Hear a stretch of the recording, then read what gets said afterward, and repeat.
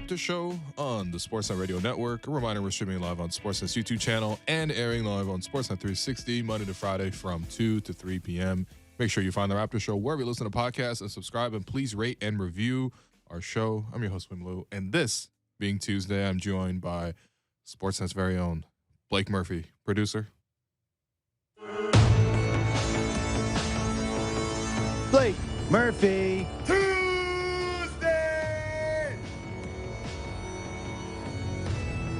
What's going on, Blake? TV star Blake Murphy. I don't know about all that. I love, seeing you chop it up with Danielle in the Raptors pre-games. On Sportsnet. if you need your 2.5-3 minutes on how bad Killian Hayes is, I'm your guy. Yeah, I did not notice a lot from Killian. I feel like I know Killian Hayes only from Kevin O'Connor making him that's like his Yuta Watanabe almost. You know what I mean? Like I hear him talk about him all the time on the mismatch, and it's never good. He's also in that weird spot of this is his third year now. So even if I liked Killian Hayes coming out of college, I thought that he could be a guy. I think there's real defensive potential there, and there's some a tiny bit of the Pistons shoot better when he's on the floor. So maybe he's good at finding guys in their spots. And then you watch him, and it's like, oh yeah, the fact that he's 0 percentile points per possession and 1 percentile pick and roll score. It's pretty obvious pretty quickly. Yeah, he's the Midwest Frankie Smokes. Yeah. Yeah. Although with less at least Frankie Smokes, we have evidence that he's a good defender. Yeah, he is a good defender. And not just theoretically this guy shows that he could be a good defender. This is we got to Killian Hayes and Frank Ntilikina in record time on this. Well, you know program. why? This is Killian Hayes' third year, so he's got 1 year left on his rookie deal. Oh. You know who's going to be the very top of my discount free agents? You know how I do that discount free agent thing every year? There was the 1 year that Rondé and Stanley were high on, and they signed them both, and then less success the next year with Isak Bonga. I can already tell you the 2024 version of that will have Killian Hayes after he gets non-tendered for restricted free agency. He'll be top of the list. So I was doing some research, just obviously the history between the Raptors and the Pistons matchups of late. And what I've really noticed is just that there's a shocking number of players who have made their way across the border to Toronto after what they have done as a member of the Pistons. That includes Svi Mihajlovic. Yeah. Includes Josh Jackson.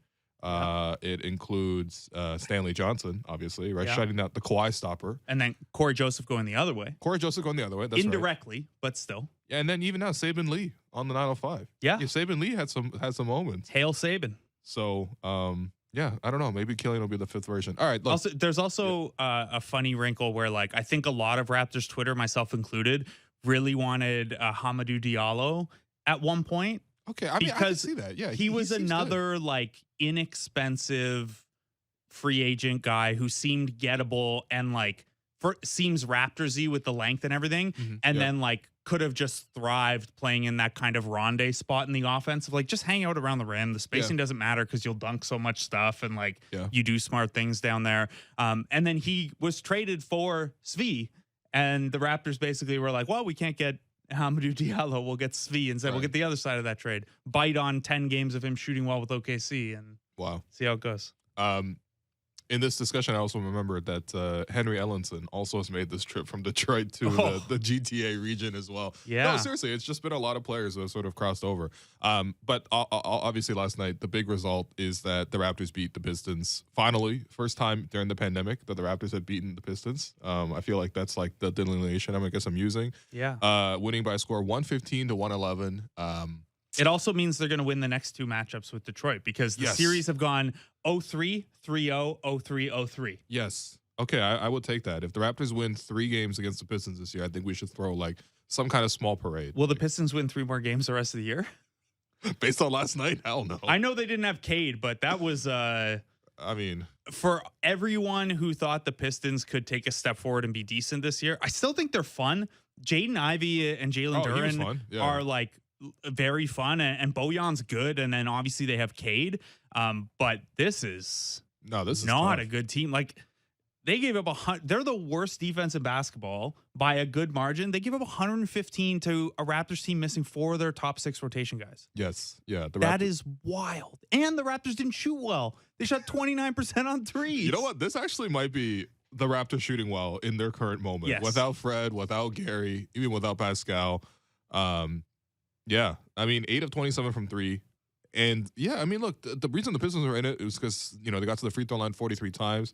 Raptors could have been cleaner on that front. I don't think they started the fourth quarter with the same defensive intensity as they did at the start of the game. Yeah, kind of let him back into it there. Yeah. And also, like, you got to give them credit. Like, I thought Jaden Ivey, like, really started to take over, started cutting down on turnovers. And, outside of him getting rejected a couple times emphatically by OG twice and then Thad. Koloko. And Thad, I mean, I guess Thad didn't, I don't think Thad blocked him, but Ivy did one of those cool, like, split the defenders moves, but Thad just, like, stuck with them and did the verticality on the move. And Ivy, I think he lost the ball out of bounds and it ended up staying Detroit ball. But there was a, like, chuckle moment of Thad Young is like 15 years older than this guy. And it might be more. And honestly. Ivy is busting out these very cool, like, hey, you can trap me, but I do all these weird split the defender things. There was another one where he lost the handle on the ball, but he had just like kind of like hit the double jump button to get between two defenders. Yeah. He ended up losing the handle on it, but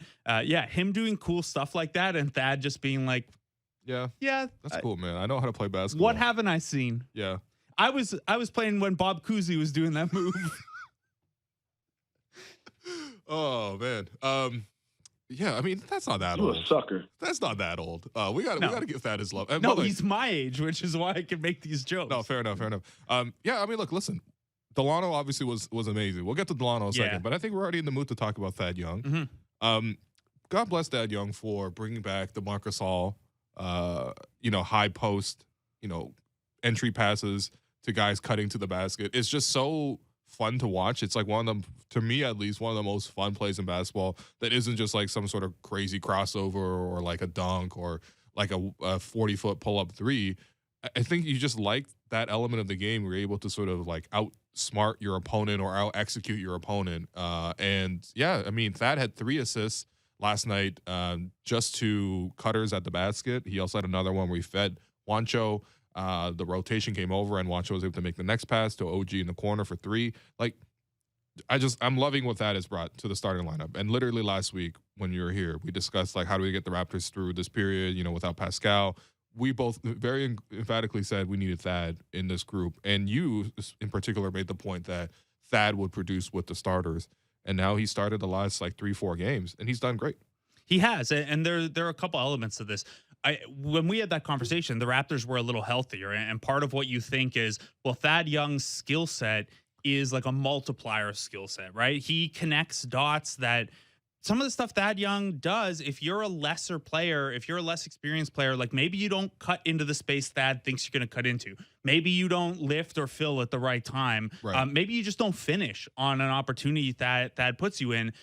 So that's one element of it. Then the Raptors lose all these guys and you think, well, maybe Thad won't have as much value. I understood starting Thad and Otto Porter where it's just like, all right, let's get the adults in there and try and let's play with some professionalism and really just play hard from the start. Still surprised Ken Birch didn't start with them yesterday. By the way, did you enjoy Nick Nurse's little pump fake pregame? I mean, when has this guy ever told the truth? Okay, so and like I get it in the playoffs, absolutely. Give me all that gamesmanship. You don't but get it like, on a November game against Detroit when you only have 10 players. Hey, listen, if Casey's gonna treat this like the playoffs, Nick has to rise up to the challenge. What we're referring to, by the way, just to fill the listeners in, is that there's the pregame meeting with the coaches, talks to the press. On the road, it's like an hour 30 before the game. And so at that point, which was around 5:30 last night, Nick was like, oh, yeah, Kem's going to be back in the lineup. He was questionable. And I'm trying to decide, basically, am I going to start him or am I going to start Christian Koloko? And then an hour later, the starting lineup comes out, and neither of those guys are starting. Surprise is Delano Banton, who did have a great game. So shouts to Nick for doing that. But also at the same time, it is just kind of funny. The gamesmanship, the little gamesmanship stuff is very, very funny to me. Yeah, I suppose. It's entertaining. I don't know. I just like looking at my Raptors media list. Tweet deck column, yeah. And just seeing like the changes, Yeah, it's amusing. It's I mean, it also like I am not a big I bet sometimes, but not big stakes or anything. I don't play daily fantasy. Like that impact on me is really just, oh shoot, I got to get a tweet off. Right. There are people who probably live and die by those announcements, and they're probably less amused by it. So the other thing with that, so that's the case for Thad playing more with really good players. When they're this thinned out, you think maybe it won't have the same impact. But when you look at what Detroit is defensively, and not just as the worst defense in basketball, but also like a pretty inexperienced team defensively, where like Alec Burks is kind of like their Thad Young in terms of like who's the adult trying to organize everyone on defense. It just makes a lot of sense that you turn more of the offense over to, hey, let's have a really experienced guy who can pass with some size, and everyone else just kind of whir around him. Yes. And there was a lot of cutting that Detroit was just not prepared for and not attentive to. Right. And that, like that kind of obviously stuff shouldn't work like four times in a game. Exactly. Like the Raptors deserve credit for executing that stuff, but try that in a game against Milwaukee or Boston when they're actually trying to win that game. Like that kind of offense isn't going to be there. So kind of a perfect storm of, and I know he only finished with what, 4 assists, but it did feel like his playmaking was big, both for free throws, for making the next pass, because, you know, you get a guy cutting the rim and you hit him with a pass, someone's got to suck in, right? And if they can make that pass to the corner, there were a couple times like that as well. So yeah, I thought it was a great window for Thad, and kind of a best case there with what he does well and what Detroit doesn't do well, which is most things. Yeah, I'm not gonna lie, I wasn't very impressed with the Pistons. Maybe everyone outside of Bogdanovich getting to the line 10 times really did help his game. Yeah, with that, I just enjoy the fact that like you have somebody on the in the starting group that can help free up some of the other players to score a little bit easier. Like I think that like when you have like, let's say, Christian Koloko in that spot, you don't want Koloko having the ball. You don't want him necessarily making decisions with the ball right now. There was even a play in the fourth quarter where Koloko was just trying to swing the ball around the perimeter, and then somebody essentially jumped on him and then took the ball away and then took it in for a dunk. You know, stuff like that where you just don't trust a young player in that moment to have the ball. I think, you know, when you have that in the starting group, you can have OG operating off the ball. You can have Scottie operating off the ball. You can have Delano operating off the ball. It just helps everyone around. And also, you know that you're going to give a great effort from Thad. Like, he hit the floor a few times, and he got 4 offensive rebounds. You know, was disruptive on defense. Like, it's exactly what you get Thad for. Like, obviously, when everyone's healthy, you don't play him to this degree. But when you are in a tough spot, like the Raptors would not have been winning some of these games of late without Thad Young. They might have lost to the Rockets and the Pistons if Thad wasn't around. So yeah, a handful of games in a row where, well, not in a row, there were a couple exceptions in there, but a good stretch of time where he's been the plus minus guy, right? Yes, like not enough yet. Like I think his plus minus on the year is exactly even. But when you look at some of the lineups he plays in, that's not all that surprising. And maybe one of the most encouraging things, this hasn't really played out in terms of Thad Young to Scottie Barnes or Scottie Barnes to Thad Young. But you look at Scottie Barnes's, go through some of his line mates. Yeah.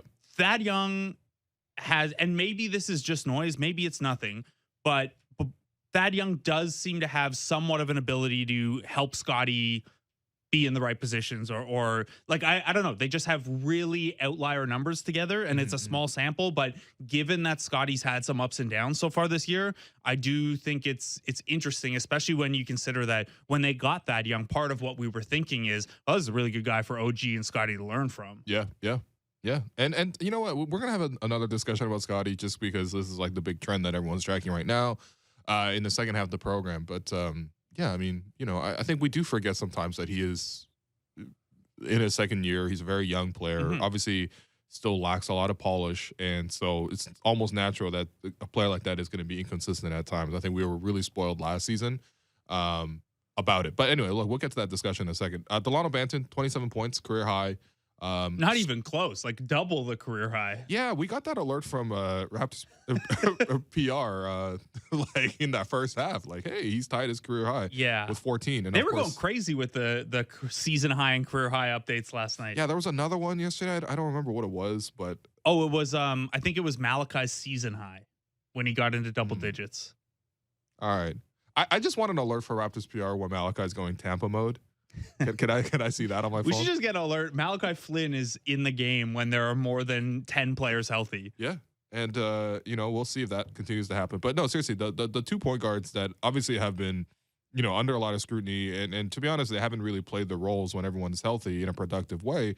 They're the step up last night. Delano in the starting group, Nick, obviously going through all the trouble of, surprise, and maybe it did work because I thought Delano played well. Even at the start of the game, he took like 5 shots and got to the free throw line once or twice just in the first quarter alone. That's a lot of aggressiveness. And I think the theme of the game for me was just how much Delano was willing to attack. And it reminded me a lot of what he does with the 905. When he goes down 905, he's awesome. That's why they keep bringing him back, because there's nothing more from the show down there necessarily. But I don't think he takes the same aggressiveness in the approach that he does in both levels. And so I thought yesterday was just a great preview of like what he can do when he is like super, super aggressive. It's tough too to find that right level of aggressiveness, right? Because he went down to the 905 and he put up bonkers numbers. Like 27 would not be his career high down there. He had 30 a couple times, and he was only down there for 7 or 8 games. Something he ran into a little bit with the 905 though was, I thought anyway, he crossed that line of aggression in the half court sometimes where, you want him down there learning, you want him taking those shots and stuff, but it got a little tunnel vision down there at times for a guy who the passing is supposed to be such a big part of his package, right? So it was great growth for him to show that scoring. I don't know that you want him, like there's that fine line of being aggressive and, for lack of a better term, being a bit of a ball hog. And I thought he teetered on that with the 905, and maybe with the Raptors so far had actually teetered the other way of being too conservative. Maybe out of concern of that, maybe just because of the jump in kind of difficulty level. But I thought last night was great. I actually thought he was really good in the indie game too. That game didn't have a lot of positives from it, but that was another game where they played well for 3 quarters and then they just like completely collapsed. Confident shooting the 3, confident in the half court, and then I think it was the Houston game where he got to the line a bunch, even though he wasn't shooting very effectively. So you have a couple games recently where the scoring punch is there, and so few Raptors can get 2 feet in the paint with regularity that him being able to do that. And then that's before getting to, the grab and go stuff in transition. Like I love that. That's the best part of his game. He's so good at tracking those long rebounds, and his strides are so long that like there was one last night that he was on the far side of the court and he cuts across for a long rebound that ends up like just above the free throw line elbow, like free throw line extended. He grabs it and goes.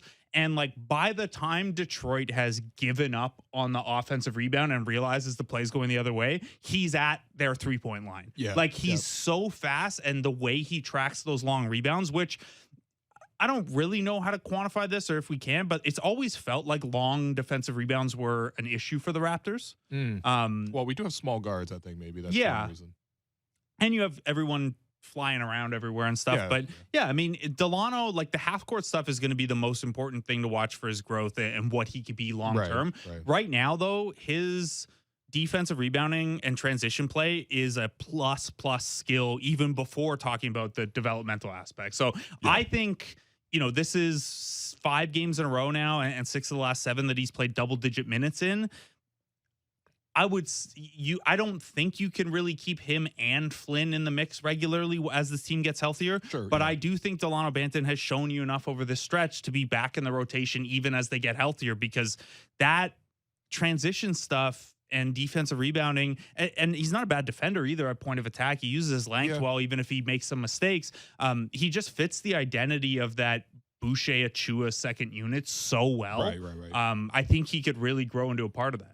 Yeah, no, I think the big thing for me is just like continue to look to score, because it's weird in Knicks offense. It's like you just really want everyone to look for their shot first and foremost, and then when they get stopped or see 2 players, then they dish it off. Well, like that's the bulk of the playmaking is what happens there. So it's also like that has to be the way it is. Sorry to cut you off. No, that's all right. It has to be what it is, because you're very limited. Like the thing that is most limited on this team is in the half court, guys who can create an advantage for themselves. So anytime someone has an advantage, and this is part of why they're high in isolation percentage when everyone's healthy, it's because if you get a mismatch going down the court, they want to attack that, because it's hard for this team to manufacture those advantages and those mismatches otherwise. So that Delano plays into that, and that whole second unit of, yeah, go, especially if you're the guy that grabs a rebound and pushes, get yours first, because your first opportunity on a possession is sometimes going to be your best opportunity. Like there's the pass up a good shot for a great shot, but there's also pass up a good shot for stagnate in the half court for 20 seconds. The old bench mob thing, right? We have seen a lot of that of late. Yeah, you're going to see more of it. This team does not have a they're playing the Heat tomorrow too. That's we'll see more of it tomorrow for sure. Buddy, how much? I know Fred and Gary are questionable for tomorrow. If they end up on the wrong side of that and they're out, please come back. We might see the first game since like the 40s where it's 100% zone. Like I don't know if I'm gonna have to ask Synergy to go back and like pull some black and white tape. For like, hey, when was the last time a team played zone for an entire game? No, this is going to be like Syracuse versus Syracuse tomorrow, based on what's about to happen. Now, and we saw the Pistons play some zone against the Raptors. Now, I actually thought the Raptors' zone offense last night was actually quite good. And that again, that's a big part portion of that. But yeah, we'll see. Obviously, against a much more competitive team against Miami. No, I think Delano's playing well. He's serving his role. I like the fact that he's tilting more towards scoring than the assists. Because to be honest, it's like unless he gets into the paint and collapses and draws two defenders, he's not really going to have a great opportunity to assist somebody in the first place. So. That's where he's got to look to score first and foremost. I also like the fact that the Raptors are able to just combine three bench players together to get great results offensively. I thought Chris Boucher, Malachi Flynn, and weirdly enough, Juancho Hernangomez, three of those guys, like the ball movement was there. There's enough shot making, enough aggression. Chris Boucher was hitting 3 straight mid-range pull-ups at one point, which was very impressive. Malachi came out and was confident looking for his 3, and there was just a confidence and like an execution from them that seemed more rehearsed than the fact that they don't ever play together, basically. Yeah. So it was impressive. A couple things go into that. And Juancho leading the team in plus minus in that game and like quickly having 9.6 rebounds, 3 assists. Yeah. The assist part of that is the like, for a wing player who to this point in his tenure with the Raptors has been almost exclusively a play finisher, just like hang around and if we get you the ball, shoot it. That to me speaks to a comfort level in the offense or an ability to kind of pick up what your teammates are doing. Malachi Flynn, same thing. He comes in and almost right away bangs a couple threes and has 4 assists. I know it was a team-wide assist thing yesterday, but like 4 assists was top of the team. There are a couple guys with 4. And that's, without Fred and Pascal, that's kind of what you're going to have to do, right? Like Scottie Barnes can have the odd triple-double night. OG can have the odd 5 assist night, but you need everyone to kind of play a shared role, especially when you get into a second unit that on paper, that's Chris Boucher and your third unit, right? Like what it was when we came into the season. Like Jeff Doughton's supposed to be with the 905. We thought Malachi Flynn was out of the rotation. Nobody really expected Christian Coloco to get minutes right away. It was kind of Precious stumbling to start that opened that up. And then Juancho, who was like maybe the 11th man on paper. So to get that, and again, it's against Detroit, so grains of salt or whatever, but it's not like those guys played differently than they can play. Maybe Miami's not the best example, but when they play Atlanta on Saturday, there's no reason that they can't play that way. And I wonder, this is something you and I have kicked around a lot with Malachi Flynn. Like there's a chicken or the egg of, does he not get minutes because he doesn't play well? Or does he start to play well when he gets minutes because he's not looking over his shoulder for a first mistake, I'm coming out of the game? I don't think that's there with Juancho. I think it was just a good night for him. But with a guy like Flynn, that's the kind of scenario where I'm like, does it maybe help him that they didn't really have any choice but to go to him the last couple games? And like he knows he's getting 12 or 15. Yeah, I mean, I just, again, like similar to the Delano thing, I just like his approach of coming in and taking the shot. He's not really afraid of it. There's a couple moments, even when he came in the second quarter, where Chris Boucher really had it going.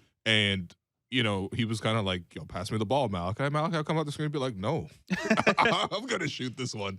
And I like that. I like that. And not all the time, obviously, but I like that mentality of, because he needs to come in and really affect the offense. 11 for 23 on 3 so far this year. That's and pretty good. We both said, I think his entire tenure, like, the mechanics of the shot look good. And his footwork and his, I guess they call it kinetic chain and stuff on pull-ups is really good. It looks like it's going to go in all the time. I think I tweeted a joke last year, or maybe it was his G League season, like he has the lowest shooting percentage of all time for a guy who I think every single shot is going in. Right. And if this is, he's not a 48% 3-point shooter, but that second unit having a guy who can shoot threes, that's pretty valuable. Not a lot of 3-point shooters in that second unit. Yeah, no, they've needed it. And I think one thing that might have helped him on that front is just like the Raptors going back to playing 2 point guard lineups like for so long. Like I'm not even kidding. Like 2014 they had 2 point guard lineups. 2015 they had Graves Vasquez, Lou Will, and Kyle. You know, sometimes all on the floor together. You know, so they had next year was Kyle and Corey was the bench unit. Yeah, and then it was Kyle and Fred for a long time, and it was just like they've had 2 point guard stuff for a long, even long like time. bench mob was Fred and DeLon. Yes, exactly. So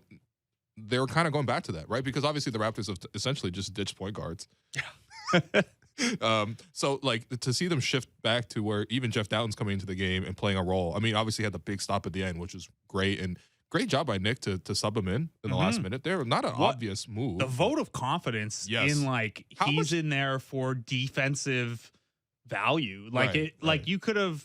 Maybe you thought it was, pair of safe hands and extra ball handler, but he subbed him in for the defensive possession, not for the offensive possession. So that was that's a big vote of confidence in a guy who has played like 0 NBA minutes. Yeah, exactly. And I think, you know, even before that, though, Jeff ended up playing 15 minutes. A lot of that was just like 2 point guard lineups where you had Malachi and Delano on the floor. You had, you know, Malachi and Jeff Doughton and it kind of does free up these guys to score a little bit more when they don't have to always play make and bring the ball up each time. And, you know, it's just, I don't know, maybe a little nostalgic for like, I don't know, Lou Williams, oddly enough. There have been times in this Raptors tenure where we want to see like 3 point guard lineups where it's like, what about Kyle, Fred, and DeLon? What about, I think they played Kyle, Lou Williams, and Gravis together for like a couple minutes that season too. And it's like, there's no way this is going to work defensively, but let's just see what it's like if like everyone has some ball skill. It honestly worked in that season until Kyle Lowry got broken. Yeah. And then, the rest of the season we don't talk about in 2015. Didn't happen. Otto was there though, Raptor legend. But that was the season that broke Otto too. I remember it was the season that broke Otto. I did a feature on Otto around then and about like the challenge of guarding DeMar for a playoff series and like learning through that. And then I think actually I don't think that was the one. I think it was 2017 when he had the busted hip and he played through it against the Raptors. Oh, the rematch? Yeah. Maybe. And then so maybe it was that one. But either way, I remember talking to Otto Porter about like what's it like guarding DeMar and like what are you doing between games? And he's super smart and insightful and stuff. And then his hips broke. Yeah. And now his toe is destroyed. Oh, man. Yeah, the Raptors, that's the only bad part about last night's game was that they sustained another injury. Otto Porter is going to be out with the toe issue. Dislocation is what they're calling it. A dislocation of the toe. Yeah, he's out tomorrow. That's not a minor thing, I don't think. That's like a medium type of course of injury. But no, I mean, it's interesting because I even remember like when the Raptors signed him, I was talking to a couple of Warrior fans, you know, I mean, Andy Liu, friend of the program, me in the Bay, a wilder version. And he was telling me that like, the Warriors essentially. That's what you'd be like if the Raptors won 4 championships. Yeah, you know what? You're right, actually. Cannot tell you anything. I'm only a quarter of the way there. But yeah, I mean, you know, Andy was telling me that like the Warriors used to rest them on the second night of back-to-backs, give them that Kawhi Leonard like load management kind of plan. And the whole idea is that Otto, you know, has been pretty injury prone, and that then the Warriors got a lot out of Otto last year by doing that. And when you look at the Raptors, obviously recently been so injured, they can't do that, right? Like they played back-to-back on 2 different cities, and Otto started both games, that kind of stuff. And it's tough. I feel bad for guys like this who, you know, the injury prone tag is fair. He's missed a lot of time. Yeah. But you go back and you wonder, like 2015, 2016, 2017, 2018, all 4 of those years he played basically every game. And whichever year it was they played against the Raptors, I think it was 2017, 2018, he played through a hip injury. And by the end of that series, I think he missed the deciding game 6. Like I think they had to pull him out. Right. But he was hurt. And he tried to play through it for a playoff series. And at that point in time, guarding DeMar DeRozan was one of the most difficult jobs a bigger wing could do. And that was kind of it. He's just deteriorated. Like, obviously, anyone who has hips, which is everyone listening, that is a really important thing. And if you're always kind of adjusting for that, everything else is going to get out of whack. Like anyone who's any bit older than me, I haven't got there yet, but like the low back pain that old guys get or old people get. You mean Fred? Yeah. Fred's literally having this right now. Yeah, Fred's like, Justin Champagny too. He hasn't played yet this year because of it. Fred's like, spiritually, I'm 35, and physically, I'm 35. Yeah. But like, what are they going to tell you to do when you go to physio? It's a lot of hip work. Everything kind of deteriorates from there. So it's true. He has been injury prone, but I feel bad for him. He's like, he's got a little bit of that Isaiah Thomas of like, well, you played through it and you can't make it worse until it gets worse. Yeah. Hopefully, I don't know. I mean, it's a dislocation of the toe. Like it's gonna be a while. Also, like he's playing 18 minutes a game. Like I think the Raptors are using him fine so far. Yeah, I think so too. And again, like some of the more recent, like it's been pretty ridiculous of late, just the rash of injuries on the team. But yeah, I mean, obviously with him out, you definitely need Gary back because just need some shooting in the lineup. Although having Juancho there, not terrible. Juancho is like the auto backup, which is essentially what Nick had him be at the start of the season when Otto wasn't available to start the year. You know, I think there's a place for Juancho to play. I don't mind him as a play connector. I don't think he takes too much off the table right now. No, I mean, he's not good defensively, but he's like being big can make up for a little bit of that, right? Sure. It's the difference between, you know, Matt Thomas struggling to stay in a role and Duncan Robinson getting a million chances is like, there's a little bit of size there that maybe there's more spots you can hide a guy. Maybe Matt Thomas needs to start a podcast. Like that's another portion there. What are you trying to say? JJ Redick has a podcast. Duncan Robinson has a podcast. Saying, is it that off-ball shooting threats have a podcast, or just that like every white guy has a podcast? No. Off-ball shooting threats, because when you really look at it, CJ McCollum is there. Fred has a podcast technically. You know, CJ Miles is doing a lot of media now. He was on the JD Bunkus podcast today. I mean, you know what I mean? Like I'm just saying, there's a shooting specialist podcast economy out there. Yeah. If you could shoot like Kyle Korver, I'd love to hear Kyle Korver's thoughts. One of the best interviews I've ever done was talking to Kyle Korver for a piece, but it was about Damari Carroll when Damari came over to Toronto. Well, Damari said, "I'm the Black Kyle Korver." Yeah. That was a great line at his intro for the Raptors press conference. No, we were talking about the at that point when the Raptors had got Carroll, like a big thing on Hawks Twitter was the hashtag Carroll cuts, because Damari was such a good cutter. And I talked to Kyle Korver about it, and then Damari Carroll scored like 2 baskets off of cuts his entire Raptors career. Just stopped happening. I would have, in hindsight, I would have rather signed Kyle Korver. If only so that he wouldn't have played the for white the Kyle Cavs. Korver. I would have had both, actually. They seemed like they had that good chemistry. Wait, Channing Frye have a podcast on 1.2? Channing Frye has a podcast. He's not like an off-ball movement shooter, but like pick and pop big is close enough. No, if you could shoot a we're three-pointer, on something here. You're going to get a podcast. This is the NBA. This is what the NBA is like. Yeah. I meant to say we're on to something, but we're also on something. We've referenced every bad player or every mediocre player to ever kill the Raptors. On that theme, before we go to break, I have to ask you this very important question, because now the Casey curse has been snapped, at least temporarily. The bigger nemesis, TNT Bulls or the Casey curse? For people who weren't there for the TNT Bulls, I think the record was that like the Bulls beat the Raptors like 12 or 13 straight times. So I'm going to say it's the Casey one, because the TNT Bulls thing wasn't exclusive to the Raptors. They won like 20 straight TNT games. Okay. Against like anyone. So they just needed Kevin Harlan on the call. Yeah. Kevin Harlan on the call, and you're good. No, because like Joakim Noah just sucked the gravity right out of the building. The Detroit one is so specific to Toronto because they haven't beat, like they have 9 wins against the Raptors in the last 4.5 years, and they have like 14 wins against the rest of the league combined. It's not good. I will say though, Cade and Wemby going to be a heck of a duo. Oh my God. No, it's going to be tough because their point guard's still going to be Killian Hayes. No, I think what we really needed from Raptors Twitter last night was, Dwayne Casey with the rock, right? The pound the rock, iconic photo where he posed beside that boulder that he took out of the Canadian Shield. We needed like Jeff Dowden photoshopped into that photo, like pulling the sword out of the rock, like Arthur.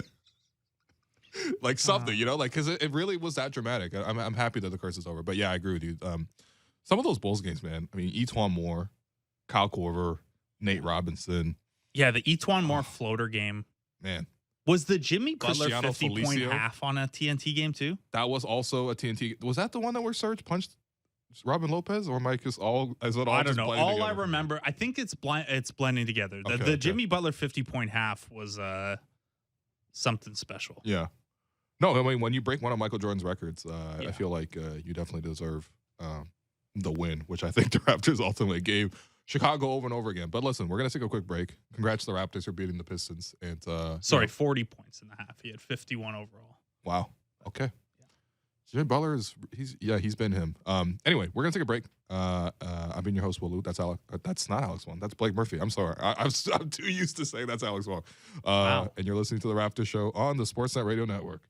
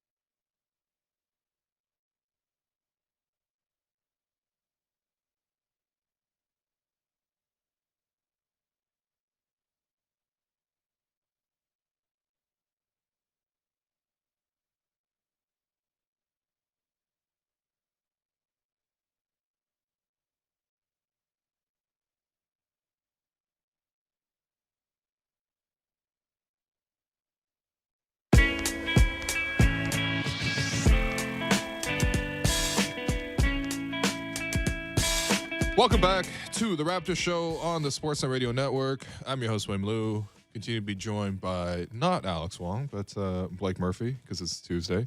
Wow, mixing me and Alex, mixing up Kyle Korver and Doug McDermott. Wow. I mean, I don't see it. Okay, so we're gonna get to the Scottie Barnes concern meter here. It's just kind of like a running trend, to be honest, until he has like a game where he just looks more like, the rookie of the year kind of status. Like, we're gonna keep kind of looking at it game to game. The microscope is kind of on him. Now, last night I thought he played fine. Like, I didn't think he played a bad game by any means. Was aggressive in the first quarter and then disappeared the rest of the game. To be honest, we've seen that kind of pattern from him. Usually it's just he gets more aggressive as the game goes on rather than at the start of the game. But, you can see the emphasis there. The playmaking was there. He had the pass of the night where Thad got down the offensive rebound, kicked it out to Scottie, who was cutting through the lane, jumped up, looked like he was floating in air for a second, did a no-look between the legs mid-air bounce pass to Delano Banton, who was able to cut in and catch the pass for the layup. One of the flashiest passes I've seen any Raptor make, by the way. Just think about it. Jumping through the legs, no look, and bounce. Anyone at all has any concern that Scottie having a bit of an up and down start to the year has hurt his confidence, that's all you need to know. That is a confident person's pass. Yes. That's honestly one of the flashiest passes I've ever seen from a Raptor. There are only two ways that pass goes. Awesome highlight or 2 points the other way. There's no in between on a pass like that. Well, luckily the Raptors got the 2 points there. But again, like, this is something that people are tracking, and the reporters asked Nick about it after the game yesterday, and I thought Nick gave an interesting response as to how Scottie's performing of late. So let's hear that clip. I think he's okay physically. I think he's got some, normal NBA grind, lots of games, bumps and bruises. He probably doesn't feel perfect out there. But I agree with you. I think he's again, I said, that his biggest challenge going in the year was to have the enthusiasm that he had last year, right? Every game he was a kid in a candy store, right? And that's part of, now you've, got some attention, you get some focal, you get some tough defenders, you get, knocked around a little bit. But we'll keep working at him. I thought he played pretty big defensively late in the game.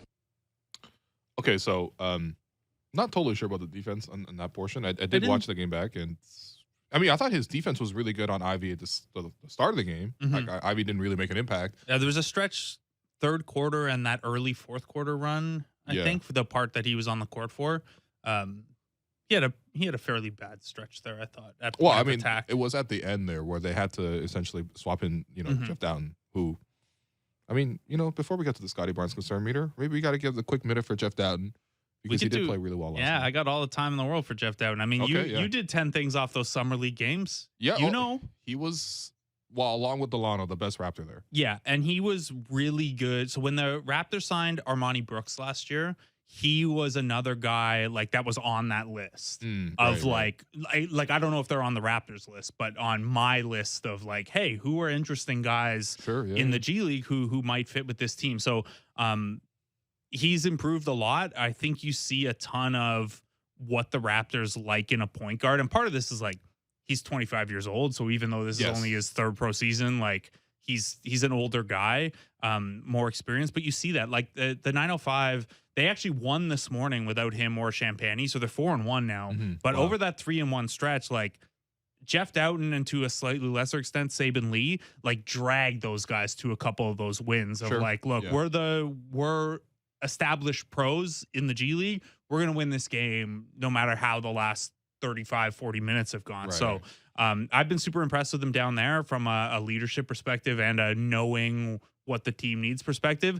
In the NBA right now, his ticket is obviously going to be, can you defend at the NBA level? And at least against the worst team in the league, he can. Yeah. And we know there's an offensive like package there with Jeff Dowtin. His G League numbers are, especially last year, were incredible. Yeah. He gets into the paint really well. And he's not an exceptionally bursty guy. And like but it helps when you have a really nice mid range, at least at the G League level. He can shoot threes at a decent rate. I wouldn't say he's like a high volume 3-point shooter, but it's not like he can't make those. Mm-hmm. And 44% for his G League career. I think his true shooting in the G League last year was like 65. Yeah.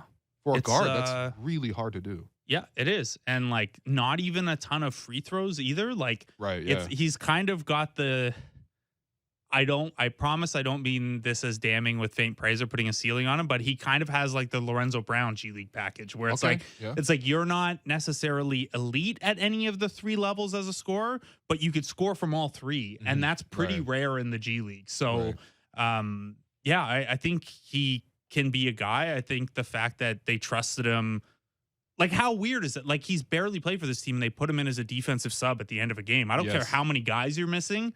Like we've seen stretches where over the years where this team is down guys and won't play. Like Jordan Lloyd was on the roster when they only had 7 players and didn't play. Right. Like this is a pretty good vote of confidence in him. I don't know that where he's going to see a ton of 905 time.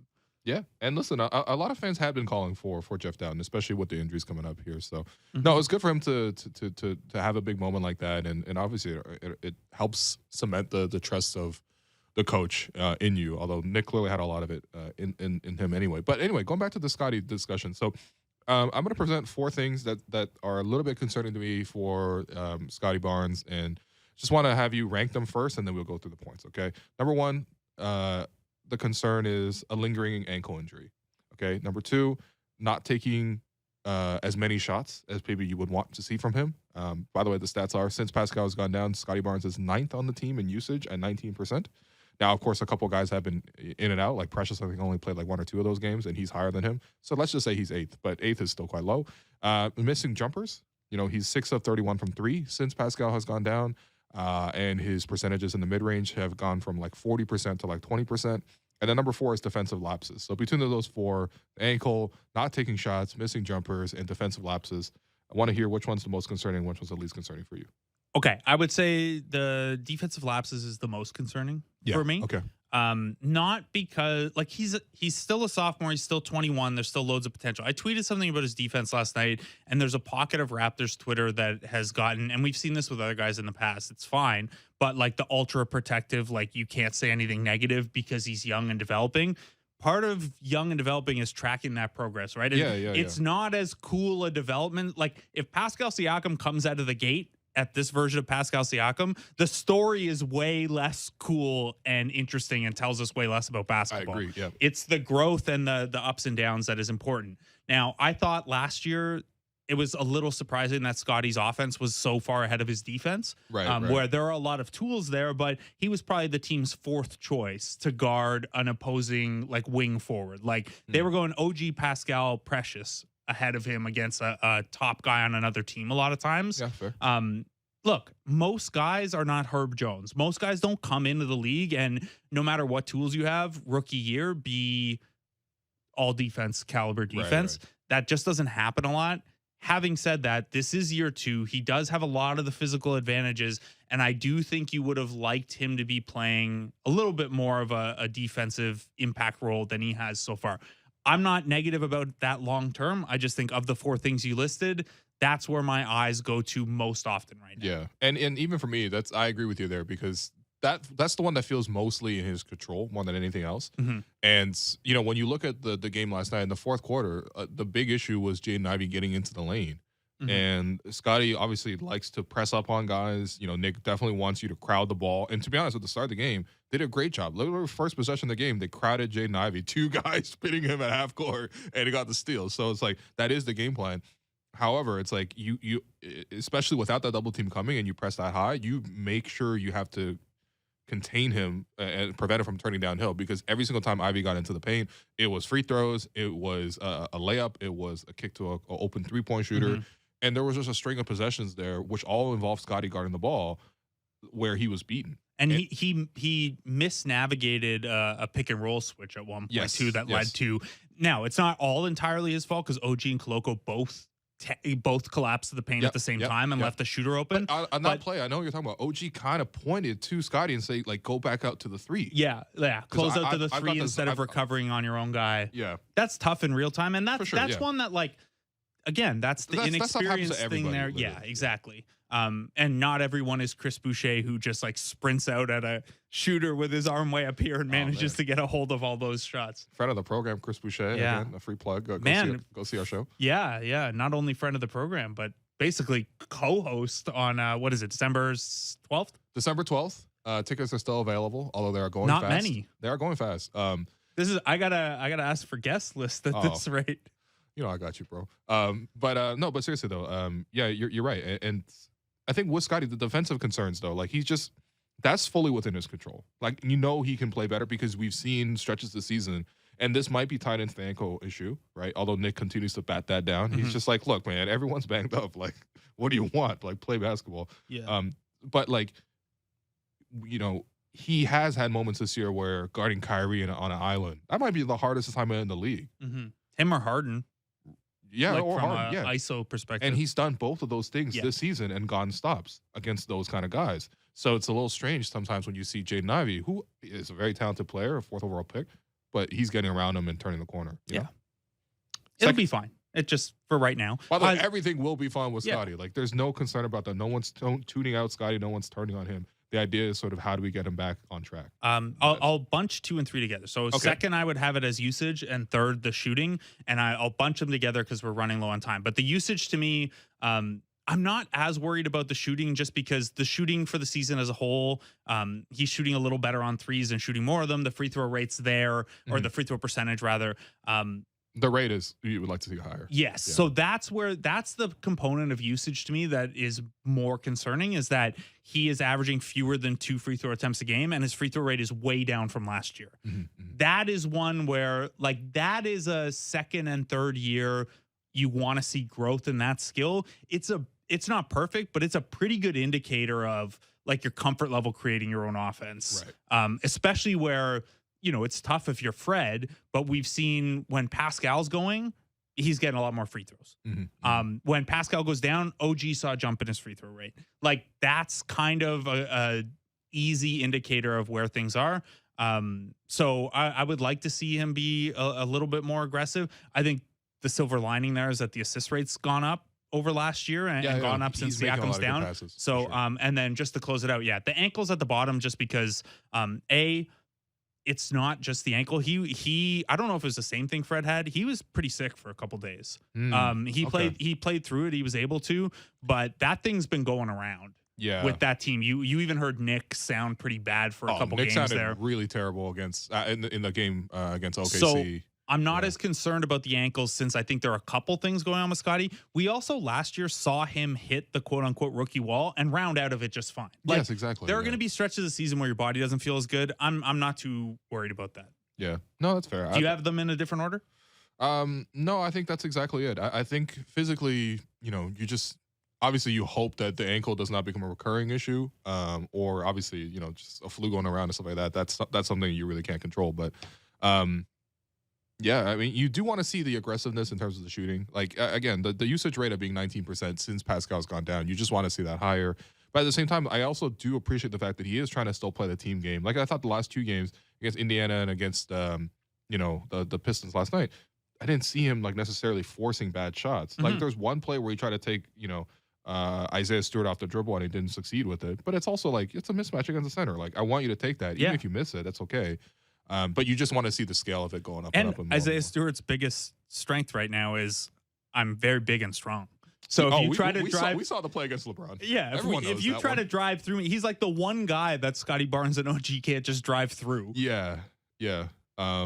So, I mean, look, listen, it's something we're going to keep tracking. He's going to eventually break out and, again, get back on track. Honestly, wouldn't be surprised if it's tomorrow. If Miami zones heavy against the Raptors, they're going to need Scottie's playmaking a lot. Right. He has had some big assist games against Miami in the past and some not so big assist games, but he's going to get a lot of opportunities in that free throw line area, either for the push shot package or to kick out the guy. So I think tomorrow could be a big Scottie game. And if I'm Nick Nurse, I maybe force some extra stuff that way to, you know, try to get the comfort level back. Yeah, fair enough. All right, that does it for us today. I'm your host, Willu. That's Blake Murphy. You've been listening to the Raptors Show on the Sportsnet Radio Network. Make sure you find the Raptors Show wherever you listen to podcasts and subscribe, and please rate and review the show. Go get tickets to the live event. You can find those details on my social accounts. And thanks to Blake once again, board producer Derek Brandale, Jennifer Olney for helping with the YouTube stream. We'll be back tomorrow.